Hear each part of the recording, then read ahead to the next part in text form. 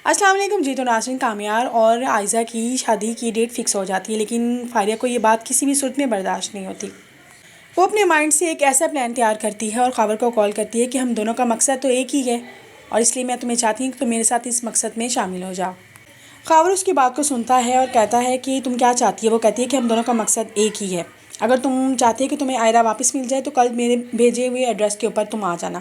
उसकी बात सुनने के बाद ख़ावर को भी तजस्सुस होता है कि चलो मैं एक बार इससे मिल के देख ही लूँ। दूसरे दिन कामयार और आयरा शॉपिंग के लिए जाते हैं मॉल में। वहाँ पर फारिया और ख़ावर भी अपनी मीटिंग करने के लिए पहुँचे हुए थे। ख़ावर उससे कहता है चलो बताओ अब तुम क्या चाहती हो। वो उससे कहती है कि बात सिंपल सी है, तुम्हें आयरा चाहिए और मुझे कामयार चाहिए, इसलिए मैंने एक बहुत बड़ा प्लान तैयार किया है जिसमें मुझे तुम्हारी हेल्प की ज़रूरत होगी। वो कहती है शादी से कुछ दिन पहले मैं कामयार को अपने फार्म हाउस पे बुलाऊंगी, उसके साथ कुछ ऐसी तस्वीरें लूँगी जिसको देखने के बाद आयरा का दिल ही इसकी तरफ से उठ जाएगा। उसकी ये बात सुन के ख़ावर बहुत ज़्यादा परेशान हो जाता है और कहता है कि बताओ इसमें मेरा क्या किरदार होगा। वो कहती है तुमने कुछ ज़्यादा से ज़्यादा ये करना है कि तुमने आयरा को कामयार के ख़िलाफ़ ज़्यादा से ज़्यादा बदगुमान करना है। वो कहती है कि तुमने इसको बस इतना यकीन दिलाना है कि कामयार का तुम्हारे अलावा भी बाकी लड़कियों के साथ अफेयर चल रहा है। ख़ावर उसकी बात को सुन के कहता है कि ओके डन, मेरी तरफ से ये डील पक्की है, लेकिन ये बात हम दोनों के अलावा किसी तक नहीं जानी चाहिए। वो कह देती है ओके डन।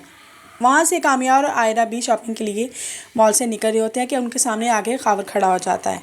वो कहते हैं कि सुनाओ आयरा कैसी हो। आयरा कहती है मैं बिल्कुल ठीक हूँ, तुम यहाँ पे क्या। वो कहते हैं कि मैं यहाँ पे एक दोस्त के साथ मीटिंग के लिए आया हुआ था, तुम मुझे नज़र आई तो इसलिए खड़ा हो गया। वो आयरा का हाथ पकड़ता है और उससे कहता है कि देखो आयरा, मैं तुम्हें आज भी बेहद चाहता हूँ।